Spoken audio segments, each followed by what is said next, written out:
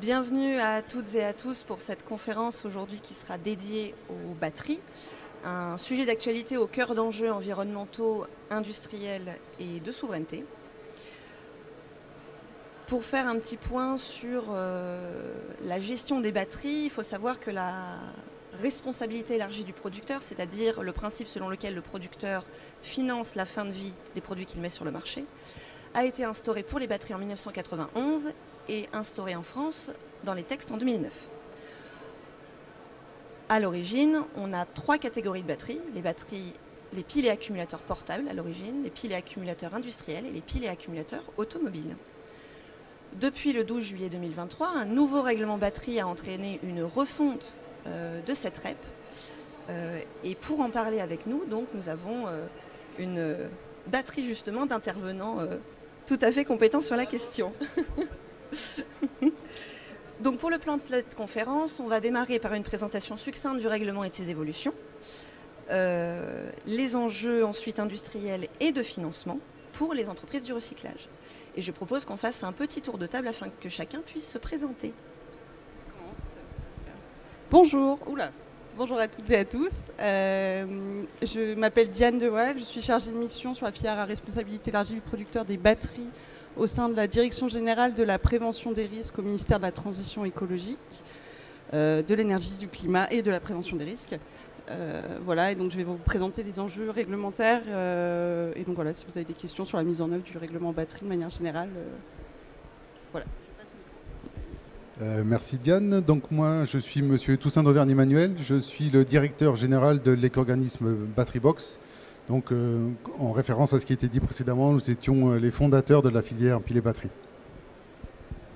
Bonjour à tous, je suis Gilles Gnedig, je suis le directeur général d'Ecobat Ressources France, donc industriel de la batterie plomb et également avec des activités batterie lithium. Bonjour, je suis Viviane de Souza, directrice des achats pour Ecobat Ressources France, en charge des achats de batteries plomb pour notre structure. Bonjour, Lucille Dufroy, je suis sectorial leader sur la partie financement public chez F Initiative. On est spécialisé dans le financement de l'innovation, de la décarbonation et de l'investissement.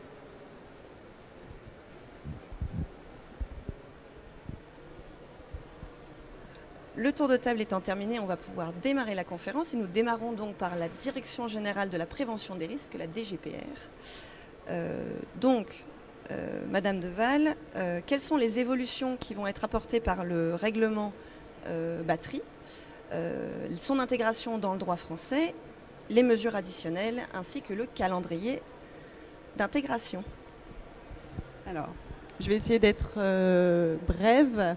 Donc effectivement, le règlement batterie sur la partie gestion des déchets, il entre en vigueur au 18 août 2025. Donc finalement, ce n'est pas tout à fait mis en œuvre en ce moment. Donc on travaille à l'élaboration, on va dire, de la mise en conformité de la réglementation nationale avec le règlement européen. On ne parle pas de transposition puisqu'il s'applique de plein droit, mais il y a quand même quelques mesures d'adaptation pour se mettre d'équerre avec la réglementation qui est prévue. Donc aujourd'hui, vous avez deux éco-organismes qui sont agréés sur la catégorie de batteries piles et de batteries portables. Aujourd'hui, on appelle ça encore piles et accumulateurs portables. Demain, ce sera batterie portable. Donc Screlec et Corepil, enfin Screlec maintenant Battery Box. Les deux éco-organismes donc, sont agréés sur cette catégorie, mais ont des activités hors agrément sur la gestion, la collecte et la fin de vie des batteries de moyens de transport légers. Donc là, c'est le cadre actuel. Donc aujourd'hui, à compter du 18 août 2025, donc c'est une date un petit peu farfelue, mais c'est comme ça, c'est écrit dans le règlement. Le règlement et la responsabilité élargie des producteurs de batteries va s'élargir à 4 autres catégories de batteries en plus des batteries portables. Donc vous avez les batteries de moyens de transport léger, les batteries dites de démarrage et d'allumage, donc les batteries SLI, les batteries de véhicules électriques et les batteries industrielles. Donc tout cet élargissement de la REP implique une refonte de la réglementation en matière de gestion des déchets de batterie.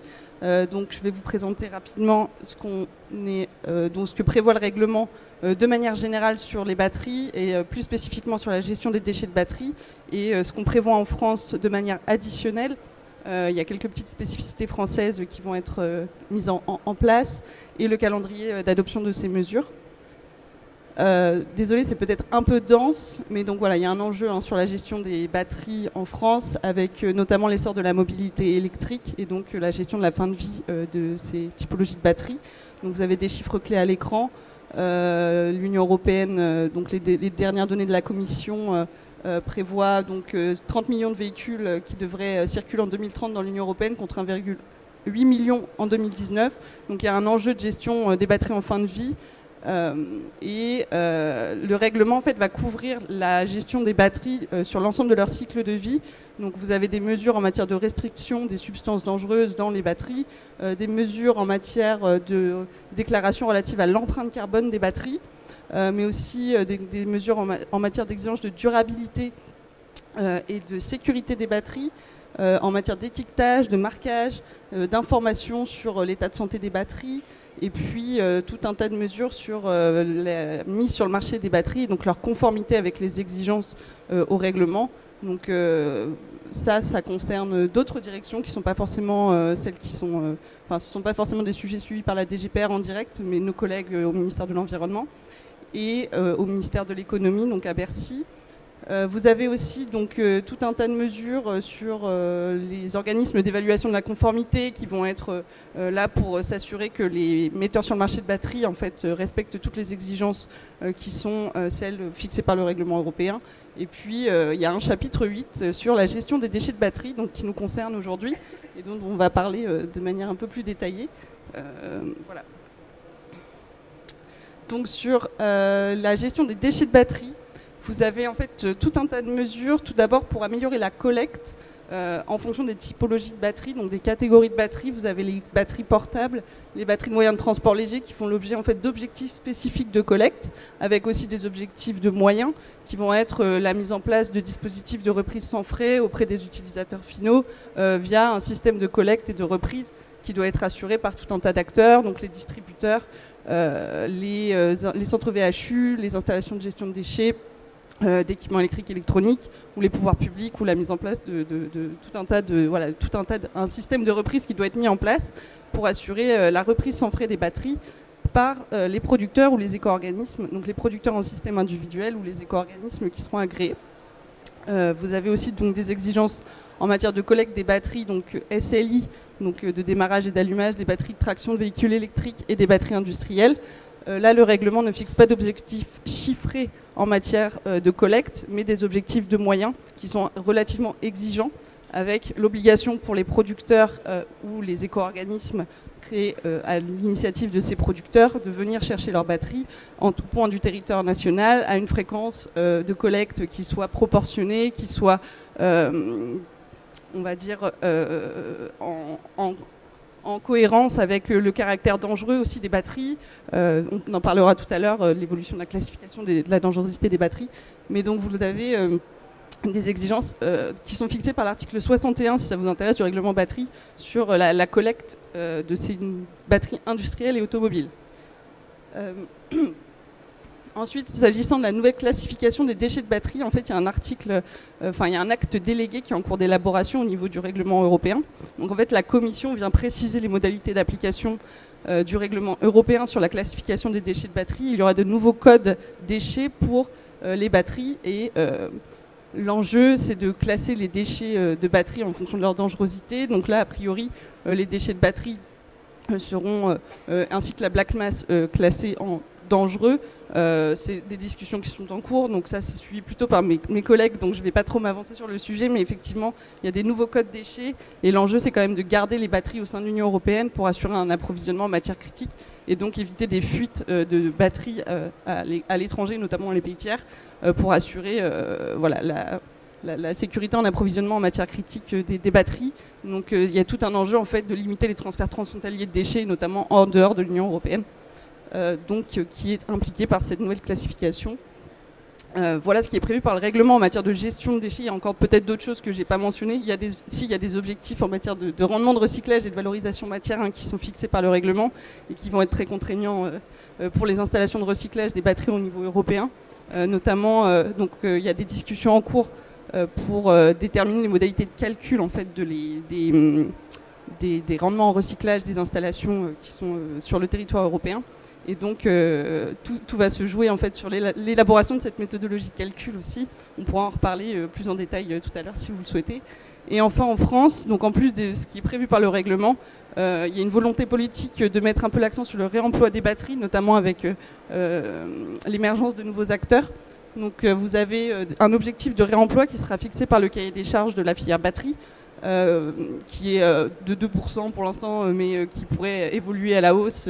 Mais c'est une surtransposition clairement du règlement batterie et qui est une volonté politique française aussi de mettre l'accent sur la prévention avant le recyclage. Vous avez aussi des exigences en fait en matière d'accidentologie. Il y a eu un rapport qui a été publié notamment par l'Inspection générale de l'environnement et qui vise à réduire l'accidentologie dans le secteur déchets et les risques incendies liés aux batteries. Donc vous avez tout un tas de travaux qui sont en cours au niveau de l'État, notamment pour créer une nouvelle rubrique ICPE visant à cadrer un petit peu toute la gestion de déchets de batterie. Donc tous ces travaux sont en cours pour définir le contour de cette nouvelle rubrique et les parties prenantes seront associées, l'ont déjà été, le seront à nouveau. Et vous avez des exigences en matière de communication, de tri, qui vont être, de communication sur le bon geste de tri à adopter, qui vont être mises en place dans le cahier des charges des éco-organismes pour qu'ils communiquent au mieux auprès des distributeurs, des utilisateurs finaux sur le bon geste de tri à adopter pour limiter la présence de batteries dans les flux de D3E par exemple, et puis du coup de facto limiter le risque incendie. Et des obligations aussi des éco-organismes, pardon, et après je m'arrête là, désolé, pour financer l'extraction préservante des batteries avant toute opération de déchiquetage et de broyage. Donc l'idée étant qu'il n'y ait plus de batteries pour limiter les incendies sur les installations de traitement. Voilà, et du coup, je vais passer au calendrier. Ah, bon, ça c'est les projets de texte, mais je vous en reparlerai si vous voulez. Attendez, je reviens. Vous avez en fait, pour mettre en place le règlement batterie, une loi qui a été adoptée donc, en 2024. C'est la loi qui porte diverses dispositions d'adaptation au droit de l'Union européenne. Et donc dans son article 15, vous avez des dispositions sur les batteries. Ça nécessite la prise d'un décret en Conseil d'État qui, derrière, permettra la publication des différents cahiers des charges des éco-organismes, batteries, éco-organismes D3E, parce qu'il y a des mesures miroirs qui sont prévues aussi dans la réglementation. Et tout un tas tout un tas de textes. Donc il y a une réglementation assez conséquente qui est élaborée actuellement pour mettre d'équerre le droit avec la réglementation nationale avec le règlement. Et enfin le calendrier d'adoption des textes. Donc là actuellement le décret portant REP élargi, on va dire, des batteries est actuellement a fait l'objet d'une saisine auprès du Conseil d'État. Donc il reste des travaux à faire avec le Conseil d'État en vue de sa publication avant la fin de l'année, donc il fait partie des textes prioritaires. Ensuite, les cahiers des charges devraient être publiés début 2025 pour dépôt des dossiers de demande d'agrément de la part des producteurs et des éco-organismes au premier semestre pour une mise en œuvre opérationnelle de la REP au 18 août 2025. Voilà, on est dans la seringue, mais ça va bien se passer. Merci beaucoup. Ouais, pardon. Merci pour ces éléments. On va passer maintenant au point de vue des producteurs. Vous êtes donc directeur général d'un éco-organisme. Est-ce que la nouvelle réglementation change la typologie des producteurs qui adhèrent chez vous ? Comment les producteurs anticipent l'application de cette réglementation ? On peut penser à la démontabilité des batteries, au devoir de vigilance notamment. Comment est-ce que vous accompagnez vos adhérents concrètement dans cette mise en conformité réglementaire ? Et enfin, est-ce qu'on pourrait avoir un petit mot sur votre stratégie de développement, votre positionnement par rapport aux autres éco-organismes ? Je vais essayer de répondre à l'ensemble de ces questions. Rappelez-moi si jamais j'oublie un point. Donc oui, ça va profondément changer notre activité. Alors attendez, je vais juste aller à l'essentiel en fait. Voilà. S'il faut se rendre compte quand même d'une chose qui est assez significative pour le fonctionnement de la filière batterie, c'est que jusqu'à présent, vous voyez la partie bleue en haut, nous avions qu'une fraction qui était sous la responsabilité des éco-organismes. Et à partir du mois d'août, on va avoir à gérer la totalité du flux, ce qui est colossal. Rendez-vous compte que c'est une multiplication par 10 de l'ensemble du gisement qui sera pris en charge par les éco-organismes. Alors effectivement, ça va changer profondément notre action parce que l'ensemble de nos acteurs aujourd'hui sont plus orientés vers le B2C et demain, ils iront beaucoup plus vers le B2B. Et on sera amené à parler avec des filières qui ont des degrés de maturité totalement différents. Alors évidemment, la filière plomb, mais je pense qu'on le verra un petit peu plus loin, une filière qui est déjà très en avance de l'équation économique de ces batteries. Mais d'autres filières qui reposent aujourd'hui sur une croissance du lithium vont devoir être structurées, organisées pour répondre à l'ensemble des obligations réglementaires qui vont s'imposer à eux via les textes qui sont en cours de parution. Donc oui, pour nos adhérents, ça va être un énorme changement, très clairement. Déjà, il faut se rendre compte que certains d'entre eux n'ont même pas conscience de l'évolution réglementaire et de l'impact que ça va avoir sur leur organisation. Donc on fait un gros travail de pédagogie depuis 2 ans maintenant pour les sensibiliser, mais aussi pour parler aux futurs adhérents, pour leur dire voilà ce qui va se passer pour vous, sachant qu'ils ne connaissent pas la filière. Donc pour eux, ça va être d'autant plus compliqué. Et donc on les sensibilise sur tous les points du règlement européen, et notamment sur l'éco-conception, en leur disant demain vos batteries devront intégrer une filière, donc prévoyez au moment où elles sont fabriquées, très souvent malheureusement en Asie du Sud-Est, qu'il y ait une réflexion sur l'extrabilité de ces batteries et la mise à disposition des acteurs qui peuvent les recycler. Sachant qu'on vient se greffer là-dessus une problématique de dangerosité. Pour les batteries au lithium, on sait pertinemment qu'elles sont beaucoup plus exposées sur ce point-là et il faut donc les traiter dans de bonnes façons. D'où la nécessité de travailler en bonne synergie aussi avec nos partenaires des éco-organismes D3E, mais aussi auprès des détenteurs qui aujourd'hui ont un gisement, qui à mon avis l'ont stocké depuis quelque temps et ils vont faire appel à nous pour pouvoir l'éliminer. Donc très clairement, on change de monde, on change d'univers. On va aller vers une filière qui va avoir un degré de maturité beaucoup plus élevé et un champ d'action beaucoup plus large. Donc c'est un véritable raz-de-marée pour notre activité et il faut se rendre compte que l'ensemble des détenteurs, même en aval, vont voir arriver un gisement qui va décupler potentiellement assez vite et pour lesquels il faut apporter des solutions de traitement et de gestion de ces matériaux critiques que l'on veut conserver sur notre territoire. J'ai dû oublier un point. Notre positionnement, peut-être voilà. Alors évidemment, pour nous, Batterybox, c'est un éco-organisme qui historiquement était beaucoup plus orienté sur les batteries et qui était plus en relation avec les acteurs industriels. Donc nos partenaires historiques vont être très impactés par les services qu'on va devoir leur proposer, mais on va aussi devoir s'adresser à un nombre beaucoup plus important d'acteurs du recyclage, mais aussi des metteurs sur le marché, qui aujourd'hui sont un petit peu en distance avec la réglementation et vers qui on se tourne pour leur apporter des services concrets de prise en charge conformément à nos obligations. C'est bon pour vous ? C'est tout bon, je vous remercie. On va passer maintenant la parole à une entreprise qui fait du recyclage de batteries. 2 questions. Où en est-on du recyclage des batteries, donc pour la partie plomb et la partie lithium? Et quel message en tant qu'entreprise du recyclage de batteries souhaitez-vous porter? Merci. Donc moi je suis directeur général d'Ecobat Ressources France. Donc Ressources, c'est le recyclage des batteries au plomb. Ecobat Ressources France, c'est 3 divisions. Une division mature qui est le recyclage des batteries au plomb, qui représente plus du tiers des batteries qui se retrouvent, je ne vais pas dire dans la nature, parce qu'à l'inverse, elle est très bien gérée par le circuit de recyclage. Donc on est un tiers du volume français. Nous avons une activité de recyclage de batteries lithium, qu'on appelle batterie lithium chez nous en tout cas, qui est à ses débuts, puisque ça fait 3 ans qu'elle se structure. Et nous avons une activité de livraison de batteries neuves. Voilà. Mais notre activité principale est encore le recyclage de batteries plomb. Donc ce que nous proposons de vous apporter, c'est une explication sur nos process et également sur un comparatif entre les enjeux liés à cette REP, entre le plomb et la batterie lithium.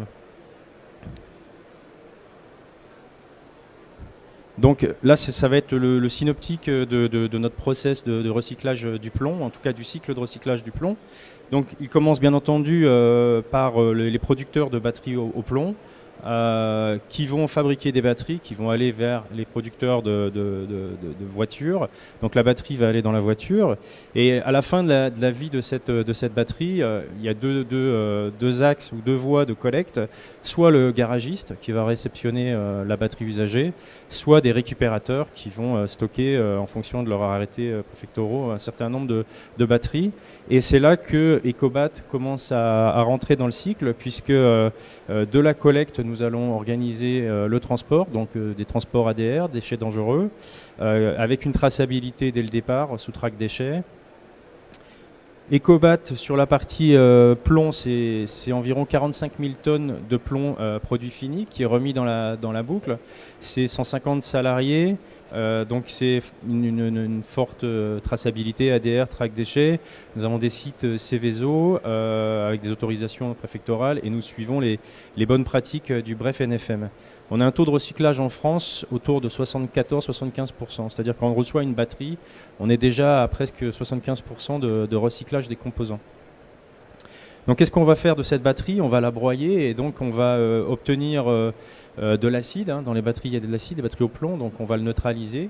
Ça va donner un effluent aqueux qui rentre déjà dans le circuit de l'eau, dans le circuit circulaire de l'eau. On a du gypse aujourd'hui qui n'est pas valorisé. Et de ce broyage, on va avoir une petite partie de produits plastiques qui aujourd'hui n'est pas valorisé. Par contre, on va avoir tout ce qui va être la structure de la batterie qui va être recyclée et qui va être envoyé aux producteurs de batteries, aux producteurs de voitures pour du recyclage plastique. En parallèle, on va recevoir les composantes, on va retirer les composants plombeux, donc soit sous forme métallique, soit sous forme d'oxyde en pâte, que l'on va réduire donc dans des fours avec un processus chimique.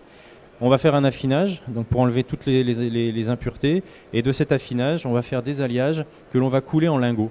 Et ces lingots, vous voyez, le cycle est vraiment fermé, puisqu'il va retourner principalement aux producteurs de batteries, mais également sur d'autres acteurs stratégiques tels que le nucléaire, le câble sous-marin ou le médical.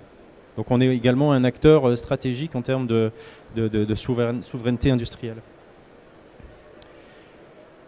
Sur la partie lithium, donc on est par contre, ce que l'on peut voir sur le cycle, c'est que sur la partie plomb, on est mature, on est stratégique, on est sous maîtrise environnementale, on a un haut taux de récupération des batteries, donc on pourrait dire que le process est vraiment mature et maîtrisé. Sur la partie lithium, donc on a également la production de batteries.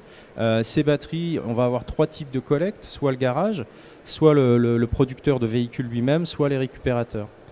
Et comme précédemment, nous allons recevoir des batteries, donc transport ADR, un regroupement. Donc sur notre site en France, nous faisons le regroupement, l'emballage, et c'est uniquement ce que l'on fait en France. Ensuite, on va transférer ces produits emballés vers nos centres de broyage en Allemagne puis en Angleterre.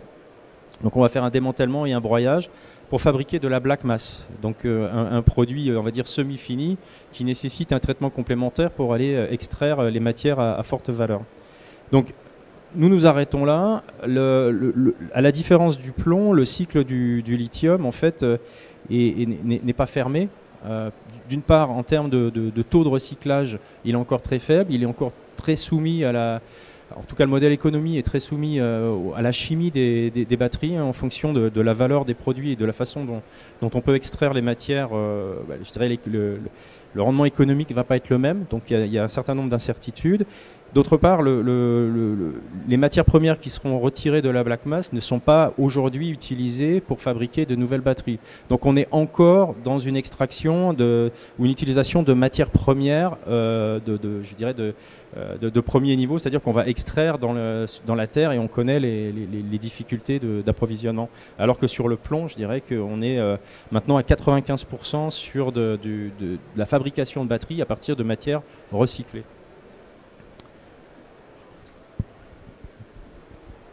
Bonjour.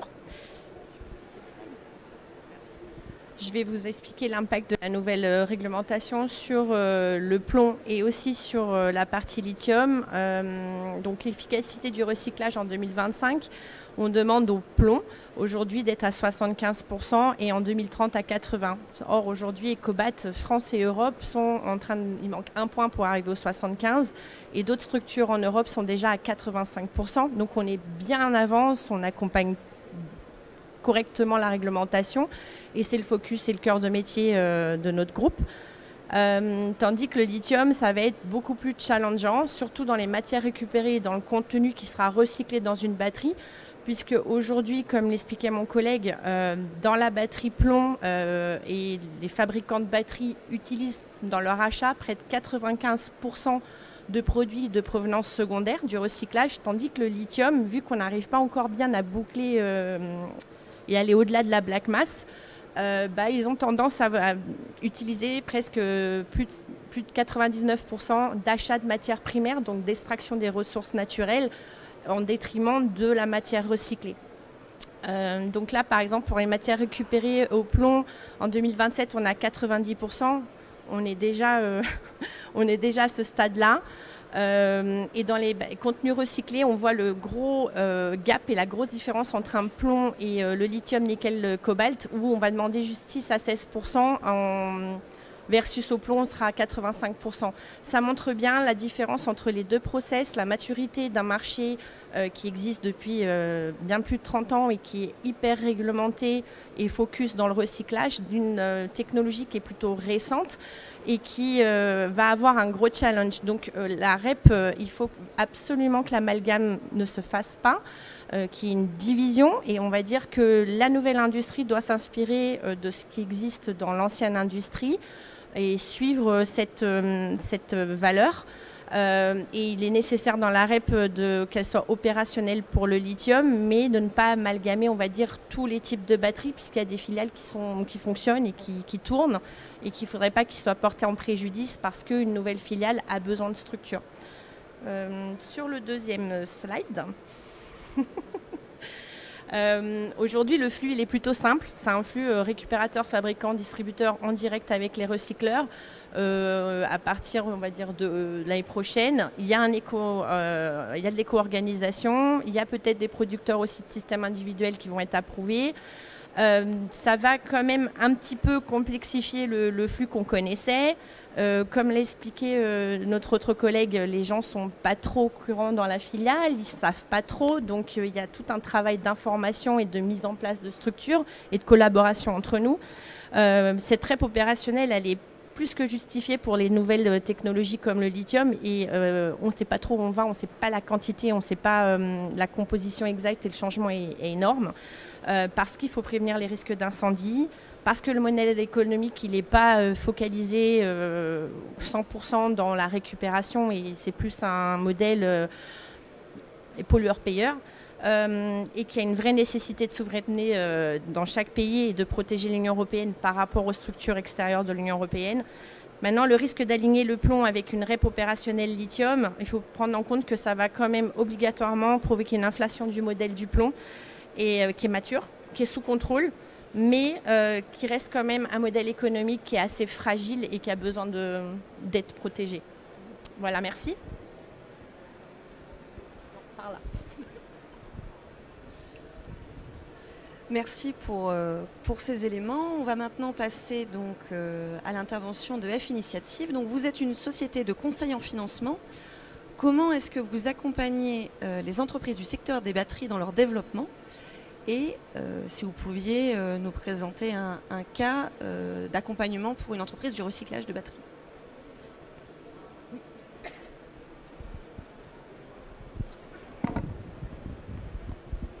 Oui, merci. Donc, comme vous le disiez, F Initiative, on accompagne le financement de l'innovation et de l'investissement des acteurs industriels.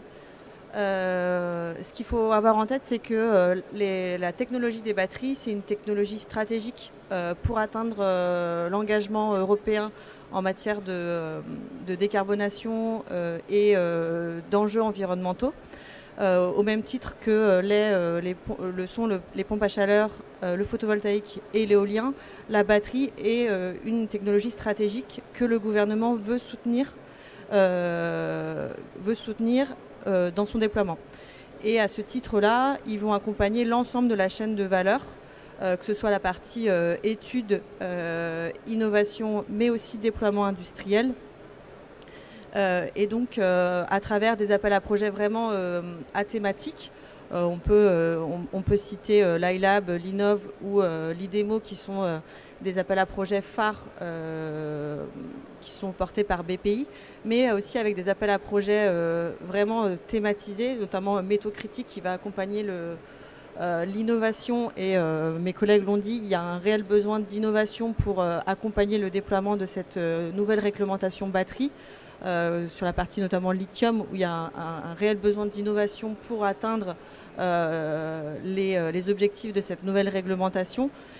Et on va aussi avoir le C3IV qui a été déployé en début d'année 2024, donc le crédit impôt industrie verte, qui vise à justement accompagner l'investissement et les nouvelles lignes de production sur les batteries.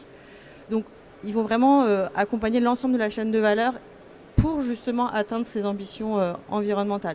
Et donc un acteur de la filière batterie va pouvoir s'orienter vers un de ces appels à projets. Il y en a énormément. Quand il n'y a pas de remaniement ministériel, enfin de dissolution de l'Assemblée ou de vote du budget, il y a pas mal d'appels à projets qui sortent. Et donc c'est très très compliqué aussi de s'y retrouver dans cette manne d'appels à projets, que ce soit à l'échelle régionale, nationale, européen. L'idée aussi, c'est nous d'accompagner justement cette nouvelle réglementation à travers l'essor et la concrétisation de ces nouveaux projets stratégiques, justement pour atteindre aussi, comme le disait ma collègue, atteindre cette souveraineté énergétique sur ces sujets-là. Voilà.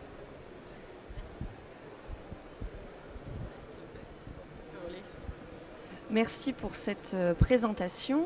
Il nous reste un petit peu de temps. Nous allons donc pouvoir prendre des questions. N'hésitez pas.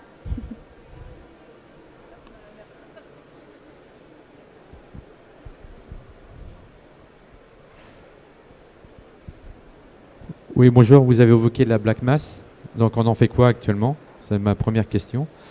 Et la deuxième, c'est que ça concerne les batteries de tout ce qui est véhicule, tout ce qui est mobilité. Qu'en est-il du réemploi de ces batteries pour faire du stockage d'énergie statique?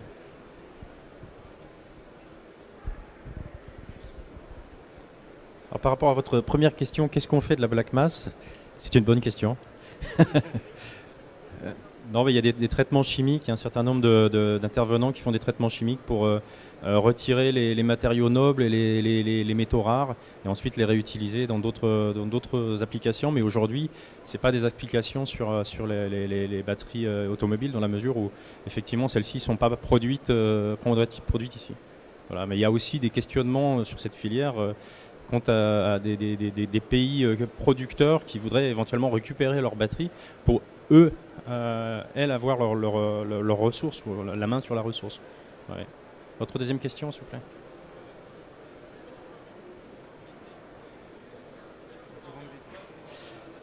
Alors ça de notre côté, on n'est pas encore dans ce flux-là. Je sais que d'autres confrères travaillent dessus et on va devoir y travailler, ouais, clairement. Après, sur la batterie lithium, il faut pouvoir vérifier ce qui marche pas dedans et ensuite trouver des utilisations. Ouais. Mais il y a déjà des solutions qui commencent à se mettre en place. Je suis Nicolas Frandras, président de la T2E. Nous avons un club stockage qui est avec Avéré France, donc la mobilité électrique. On a un groupe de travail sur le sujet. Justement, le lien entre les batteries voitures et le soutien au réseau. Enfin, il y a 2 groupes de travail. Il y a ce groupe de travail interaction réseau voiture électrique et le deuxième réemploi de ces batteries en soutien des réseaux.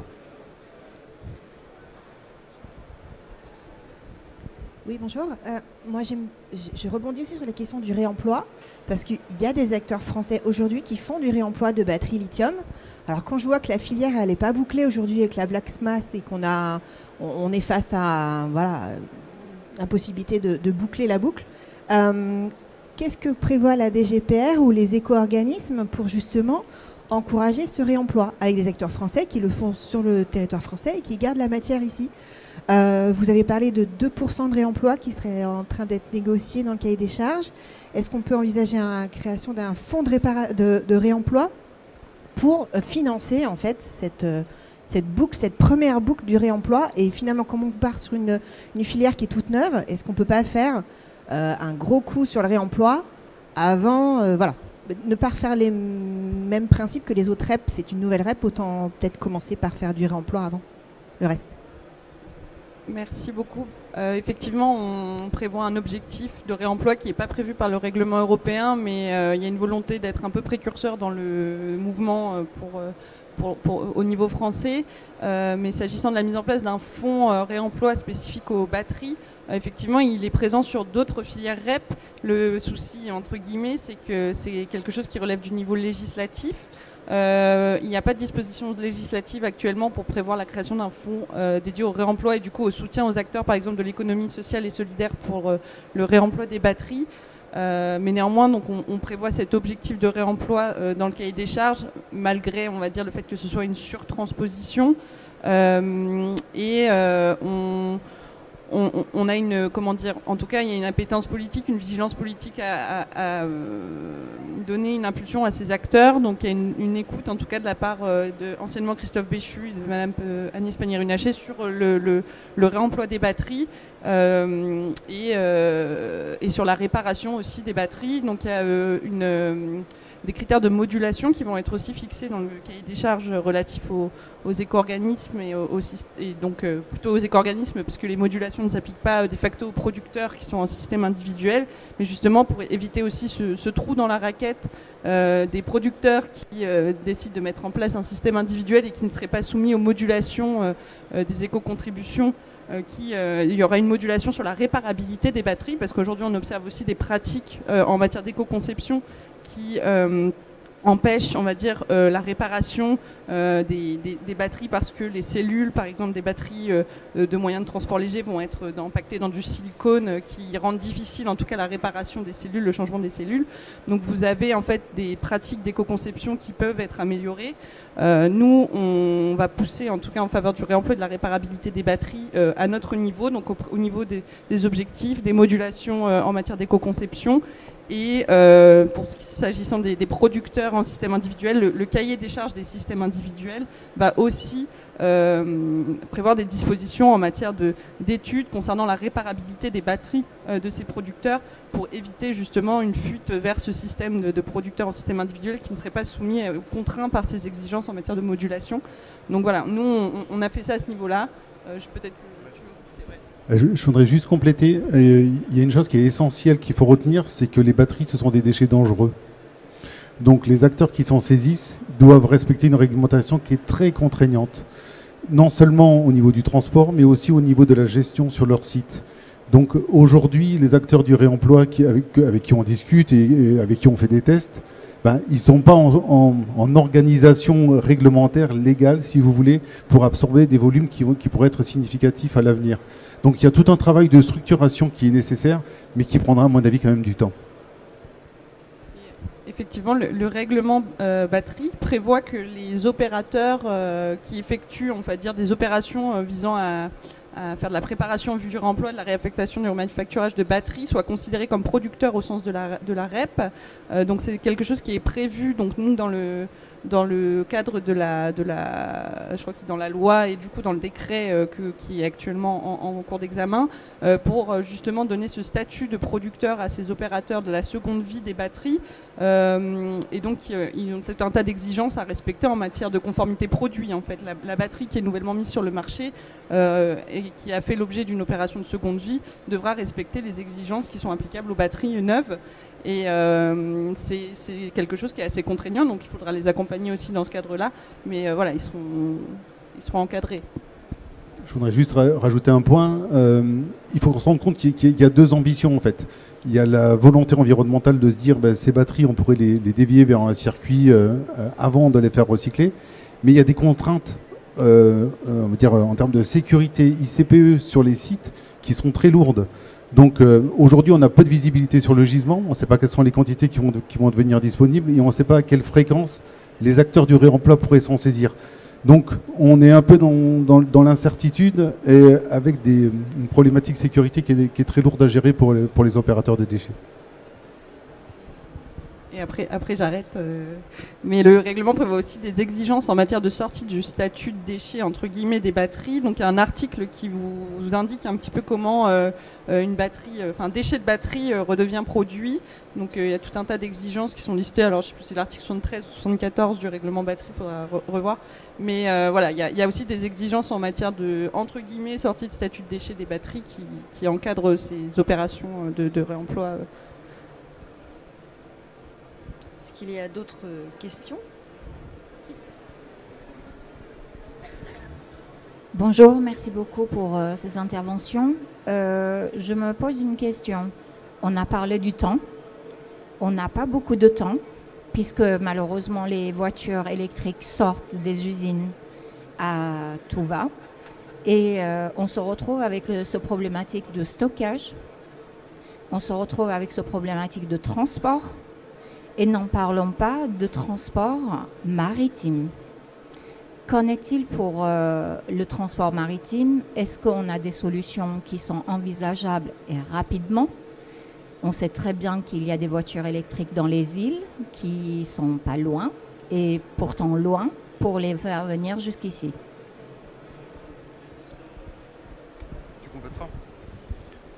Effectivement, c'est la REP batterie, ça va être un enjeu stratégique pour les départements d'outre-mer. Je crois qu'on ne se rend pas bien compte, peut-être ici à Paris, de la situation qu'il peut y avoir sur les territoires ultramarins. Déjà pour les autorisations ICPE, c'est ce que je disais tout à l'heure, la capacité de stockage de ces batteries. Je crois que c'est la Réunion qui avait vécu des périodes difficiles avec une filière qui s'était arrêtée. De notre côté, on gérait dans les Caraïbes aussi une filière qui s'est arrêtée. Parce que les compagnies maritimes ne veulent pas prendre ces déchets-là, parce qu'il y a un fort risque, qu'on peut tout à fait comprendre. Et là aussi, je disais qu'il y avait une contrainte réglementaire qui s'opposait à une contrainte environnementale. Il faudra arbitrer, ça sera l'ambition de l'État, je pense, pour dire qu'on a l'ambition de promouvoir la décarbonation aussi sur ces territoires-là. Et il faut que la filière puisse fonctionner de A jusqu'à Z, donc qu'il n'y ait aucun frein au niveau du transport maritime. Sinon, ça ne pourra pas marcher. Sinon, ça sera vraiment l'impossibilité fonctionnelle de faire travailler cette filière-là. Et moi, j'ai une inquiétude forte sur les départements d'outre-mer parce que je pense que les stockages sont conséquents. Aujourd'hui, on ne les connaît pas.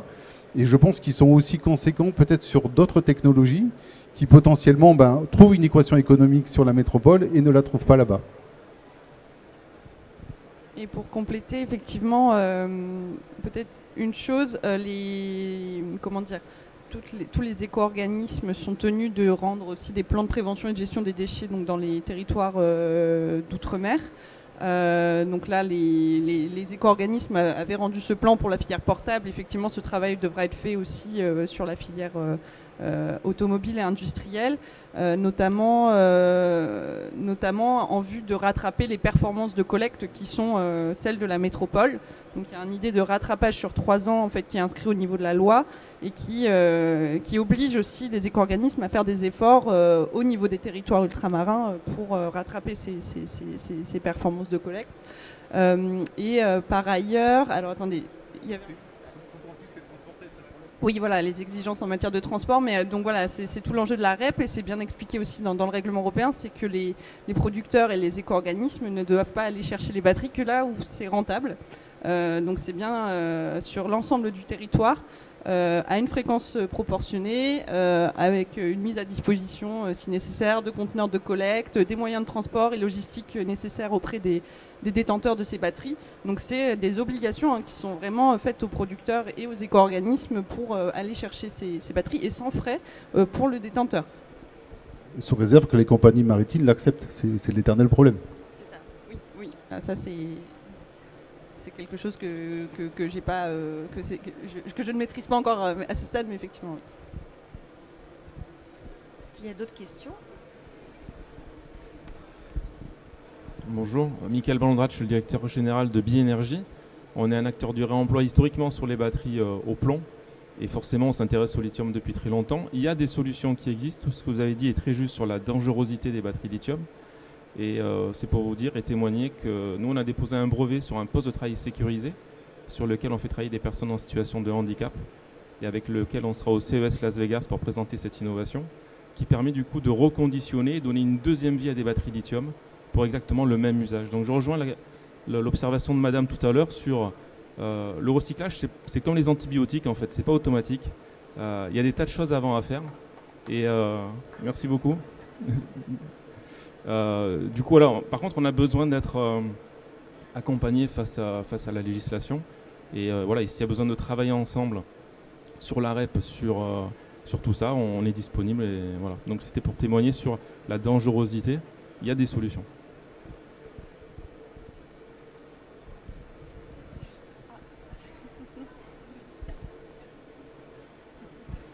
Bonjour. Je voudrais savoir par rapport au transport et ce que vous venez de dire concernant les batteries électriques, pollueur-payeur, ça veut dire qu'à l'heure d'aujourd'hui, dans un centre de recyclage, les batteries sont dans des sarcophages qui coûtent cher. Ça veut dire que nous pouvons demander aux pollueurs de payer ce sarcophage ? Effectivement, ce sera aux frais du producteur en système individuel ou de l'éco-organisme de financer en fait la collecte, la mise à disposition de contenants de collecte et de toute la logistique permettant le transport en fait depuis le lieu de détention de la batterie vers l'installation de traitement, donc sans frais pour le détenteur et aux frais de l'éco-organisme. Donc effectivement, c'est gratuit. Et c'est le rôle justement de la REP de rendre ce service pour les détenteurs de déchets de batterie. Mais donc ça pose la question du financement, notamment, et on en avait déjà discuté, de ce stock de batteries historiques qui sera finalement à prendre en charge dans le cadre de la REP, parce qu'aujourd'hui n'est pas pris en charge parce que coûte très cher. Donc c'est des questions qu'on a bien en tête et qu'on va étudier avec attention. Votre point est tout à fait légitime, madame. Et justement, nous, on a sensibilisé à plusieurs reprises l'État sur ces gisements dormants. C'est-à-dire qu'on sait très bien qu'à partir du 18 août, il va y avoir des entreprises qui vont nous appeler en disant « voilà, vous êtes agréé, donc vous devez prendre en charge ce gisement. On ne se défaussera pas. Mais ce qu'on veut, c'est que dans les textes réglementaires soit inscrit le principe de rétroactivité. C'est-à-dire que l'ensemble de ces batteries qu'on va devoir gérer dès le 18 août, elles aient déjà contribué. Sinon, on n'aura pas les recettes financières pour avoir à le gérer. Donc notre ambition, c'est de se dire, pour que la filière parte bien, fonctionne bien, il faut qu'aussi on soit légitime de demander des recettes additionnelles à nos adhérents pour pouvoir couvrir ces coûts qui est l'élimination d'un stock historique. Est-ce que la notion de responsabilité avant le 18 août, c'est-à-dire dans le sens où si nous avons une problématique sur site à cause de la batterie électrique, qui va être responsable? Nous sommes responsables de notre site, mais est-ce que nous sommes responsables réellement du déchet qui a été créé et qui est complètement instable à l'heure d'aujourd'hui? Aujourd'hui, peut-être que tu pourrais compléter, c'est le principe du pollueur-payeur. C'est-à-dire que celui qui a fabriqué cette batterie, de par la loi, il en est responsable. S'il ne s'adosse pas à un éco-organisme, c'est à lui de prendre en charge l'élimination de son déchet. Donc, théoriquement, et c'est pour ça qu'au bout d'un moment, on voit que les choses ne fonctionnent plus et on se tourne vers le rôle des éco-organismes, c'est au metteur sur le marché, au fabricant, de vous accompagner pour l'élimination de son déchet. Et on peut constater malheureusement que ce n'est pas toujours fait, d'où la nécessité d'avoir un système encadré via un éco-organisme. La question, c'est comment gérer l'historique et le passif. Pardon, je complète simplement sur cette notion de principe de rétroactivité, puisque la REP n'entre en vigueur qu'au 18 août. On ne peut pas imposer en fait, d'obligations rétroactives sur les 3, 5, 10 dernières années en disant la REP s'applique, mais elle s'appliquait aussi il y a 10 ans. C'est juridiquement en fait compliqué. Donc en fait, cette notion de principe de rétroactivité, juridiquement, on ne peut pas l'imposer. Et c'est pour ça qu'on a cette difficulté à savoir comment on va financer le stock historique de batteries. Je pense qu'il y a d'autres solutions que la notion de rétroactivité qui pourront être étudiées. Mais voilà, effectivement, il faut savoir qu'il y aura peut-être un surcoût à prendre en charge par les producteurs dans le cadre de leur contribution auprès de l'éco-organisme pour financer le stock historique. Et ça sera aussi répercuté sur le barème d'éco-contribution qui est celui de l'éco-organisme. Voilà, il faut savoir voir comment on va jauger ça, mais cette rétroactivité juridique n'est pas possible. On ne peut pas revenir 10 ans en arrière et imposer des obligations qui n'existaient pas à l'époque. Ce qui est quand même paradoxal étant donné qu'ils sont producteurs dès le départ.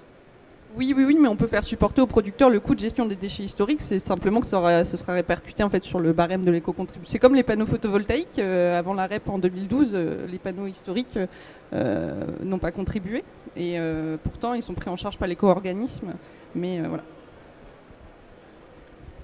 Bonjour à tous, j'avais une question. On est un centre de recyclage VHU.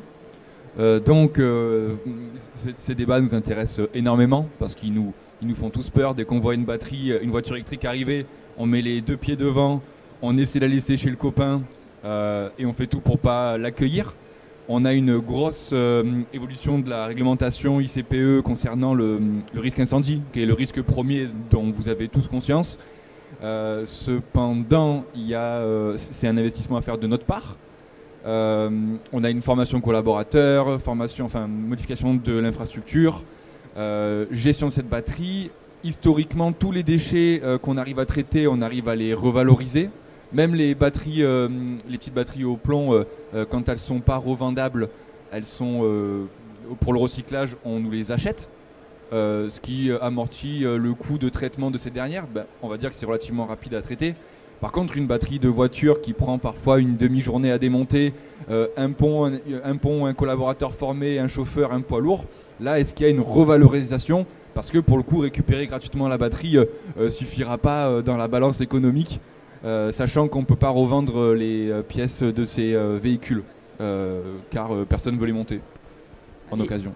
S'agissant en fait des batteries de véhicules électriques qui sont actuellement sur les stands VHU, justement en fait la REP viendra combler ce vide parce que les producteurs donc en système individuel, donc les constructeurs automobiles, Renault, Stellantis, qui vous voulez, devront, s'ils sont en système individuel, prendre en charge les coûts de gestion de ces batteries. Donc reprise sans frais auprès des opérateurs de collecte et donc des centres VHU qui sont des points de collecte affiliés au titre du règlement batterie, ou alors les éco-organismes qui auront été mis en place dans le cadre de la filière REP batterie devront venir récupérer les batteries auprès des centres VHU sans frais. Donc en fait à nouveau ces batteries là qui doivent être stockées peut-être dans les centres VHU seront prises en charge financièrement par les producteurs. Alors oui, ils vont récupérer les batteries. Mais avant de pouvoir récupérer une batterie, il faut payer un chauffeur avec un BDXL, un démonteur, un pont. Tout ça, c'est pris en charge en fait. Il faut, alors, le démantèlement de la batterie et la prise en charge de la batterie, c'est couvert par la REP batterie. Et tous ces frais sont pris en charge par le producteur.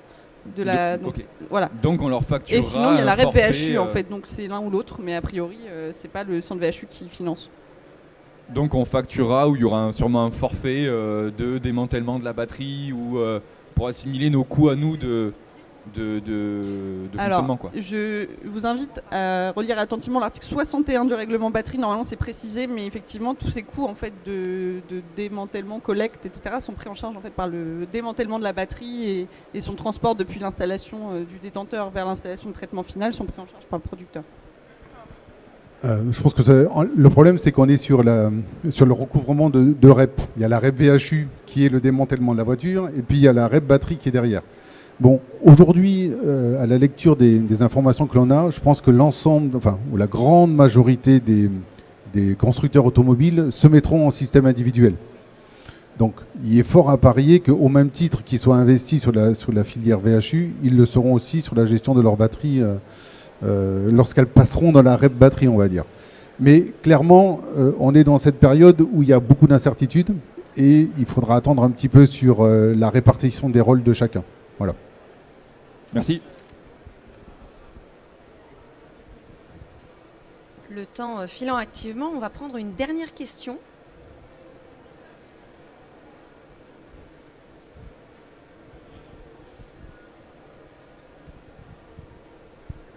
Bonjour, Bertrand Cos, président de Bi-Énergie. Donc on est spécialisé dans la régénération des batteries et le reconditionnement des batteries au lithium.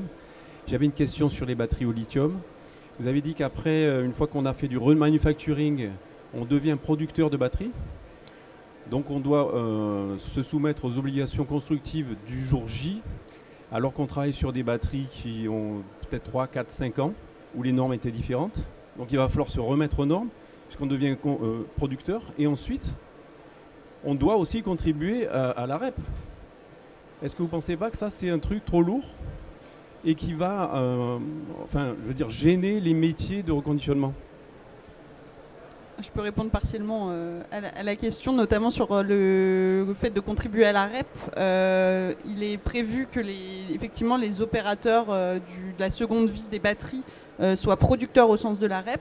Néanmoins, il est prévu une modulation visant à compenser en fait, cette contribution financière du fait de la seconde vie des batteries. Donc le coût à la REP sera compensé à hauteur de 100% dans le cadre du cahier des charges batterie. Il y a une modulation en fait en fonction du fait que vous soyez un opérateur du réemploi ou pas.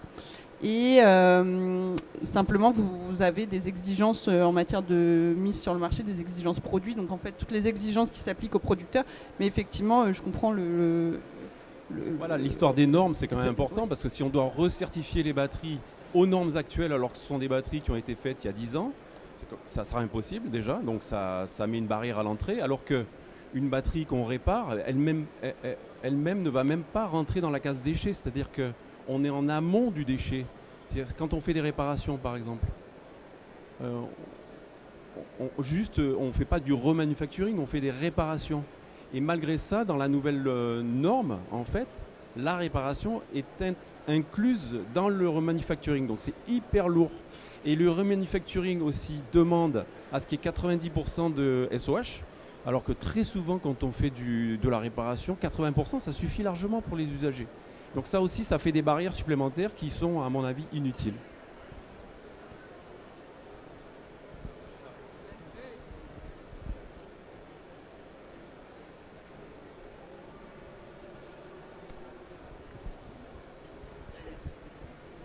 Eh bien, puisqu'il n'y a plus de questions, je tiens à remercier les intervenants pour leurs interventions et je vous remercie pour votre écoute. Passez une bonne journée.